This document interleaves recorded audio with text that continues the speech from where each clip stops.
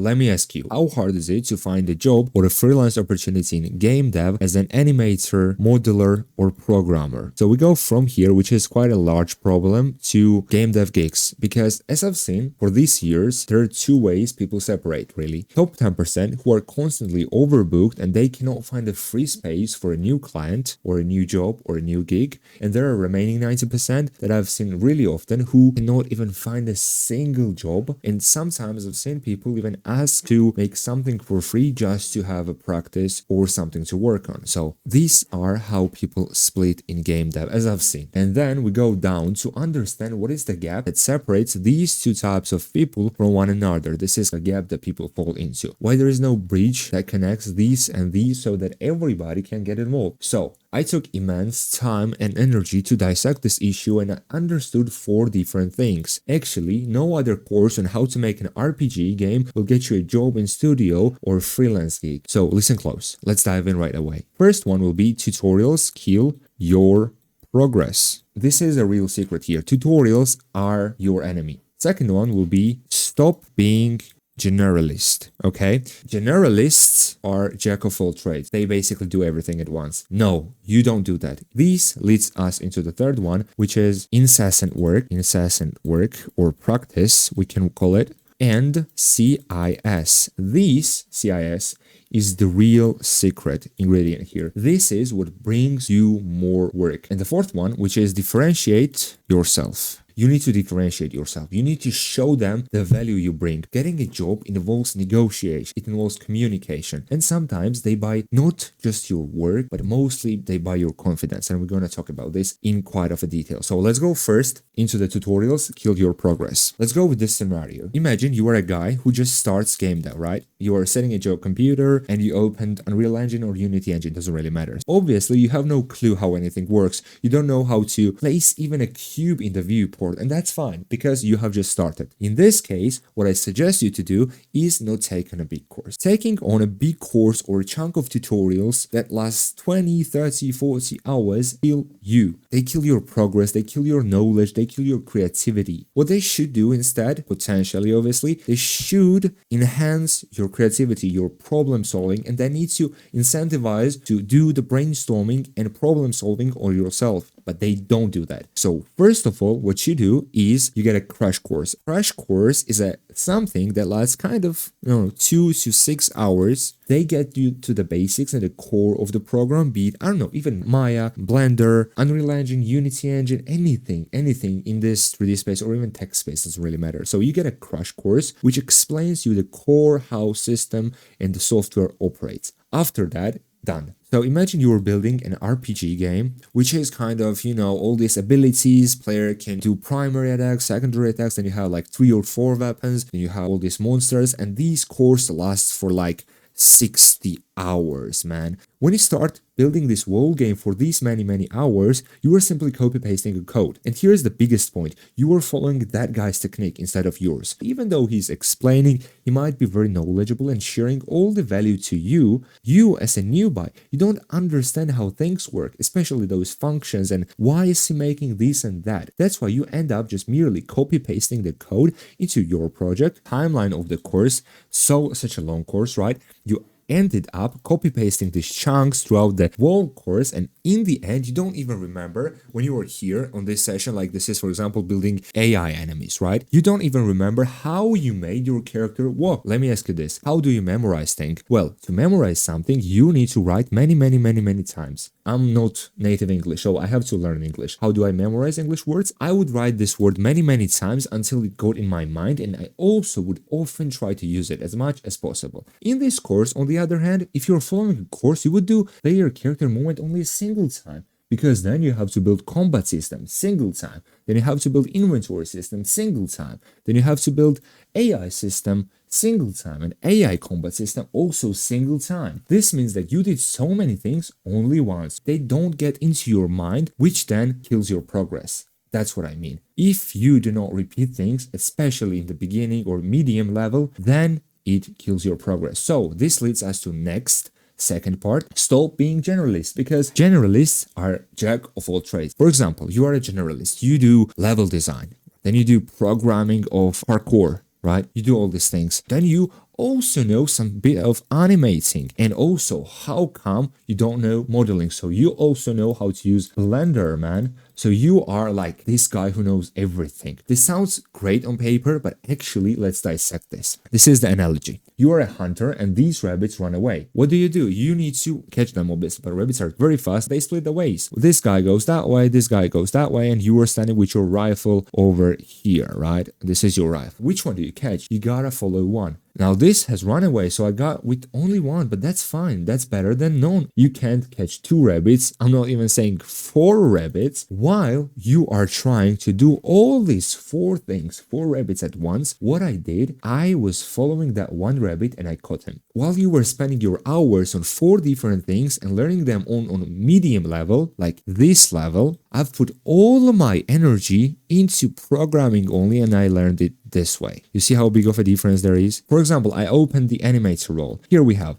gameplay animator, Assassin's Creed project, team leader, animation AI, Far Cry. When you get a job, they don't ask you to do everything at once. They simply ask you to do one thing on the best level. This is like levels. You know 25%, you know 50%, and then you know like 75, then you know 100%, right? Well, you are a generalist who knows all these things. You can know all of them on 100%. That's like impossible. You know them on 25% each because you dedicated all of your time to all those 4, which means you know them on 25%. While I myself dedicated all of my time to programming, which I know on 100%. If not 100%, then I know on 99% at least. The philosophy or perspective here is that if you do something, do it the best you can. When you dedicate all of your energy into a single direction, be it programming, be it design, into a single direction, then you get mastery, then you get skills that are not comparable. Now let's go with the third one, which is incessant work and CIS. This one is the real thing here. CIS, which is small, impressive systems. As you decide to specialize in only one thing and we understand that large full-scale games, 60-hour courses are wrong, we need to focus on small, impressive systems and what they are. This system that went super viral,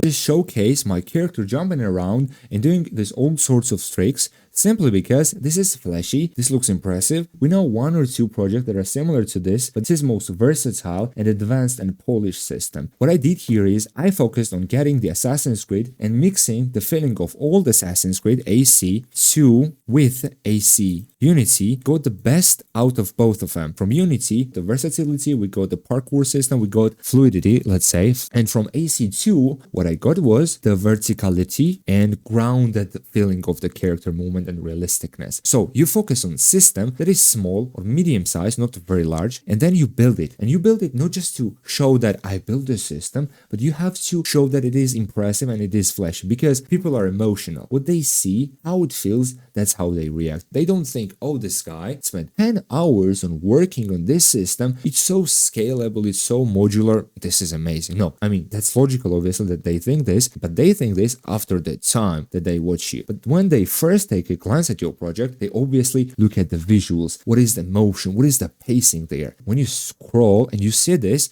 slide in, jump, mantle, climb, wall run. This all looks flashy and elating. So that's what I focused on. I would also do, for example, one enhanced backhand system, which isn't really visually flashy, but it is really heavy on the technical side. For example, inventory system. Build inventory system, which is for multiplayer, obviously, fully optimized and fully polished, which calls correct RPCs, knowledgeably made, okay? Practice on this. And then what you do is make it flashy, make it visually appealing. Like, for example, the inventory UI itself. When you open the UI, it merged from one game, taken from other game, and boom, you have unique system. Think about the creative ways that you can present the system towards the audience, or even flashier. Obviously, build a movement system, traversal system, Last of Us style combat system with firearm, jump over, slide down the hill, shoot the enemies, and then continue the run and vault over something. This already looks flashy in imagination, so you could do it. That's an idea for you. As I said, to understand something that is new, I had to do it many times. As a beginner, you want to build a movement system, like any generic movement system. Pause the tutorial, open Engine, create a fresh new project and start building there. You were building, boom, you hit a wall here. There is no passage. You go back, open the tutorial again, watch that part, close it, then go back and work again. Like break this wall, continue working. So what does it mean again? You just work constantly on things. Once you understand this movement system, then you get it to a combat system. Follow a crash course or a quick tutorial on combat system. Then once you finish that, close and work by yourself. Once I implemented these systems, I became unrecognizable in just a single year. The more time you put in something, the better you get. Even if it's hard, if you're just stuck, just work and think about it. Think about it all the time.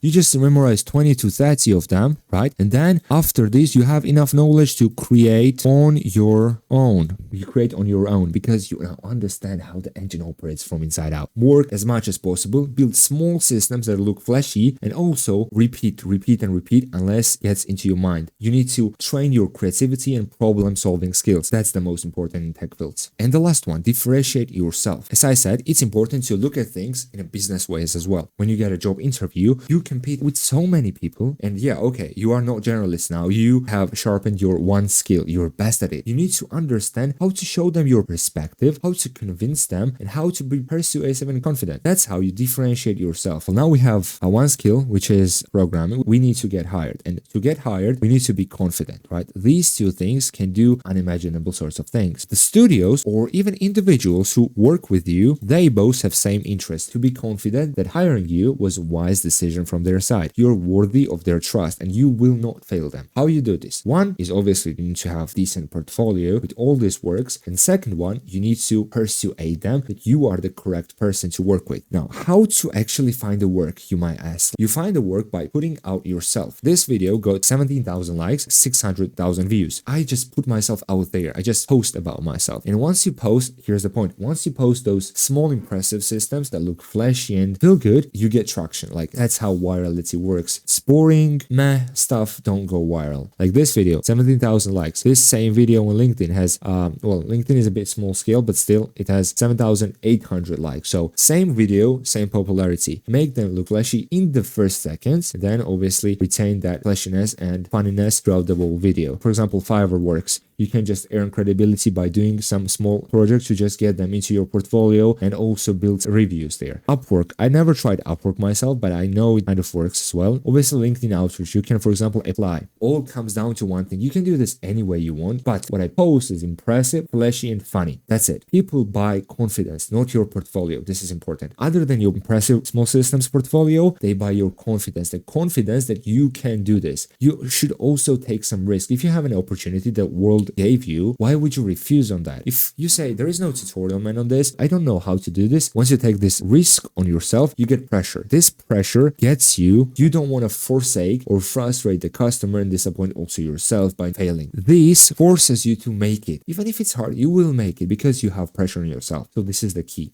Just put out yourself and build impressive small systems, and clients, gigs, jobs will come to you. I don't have to say anything else.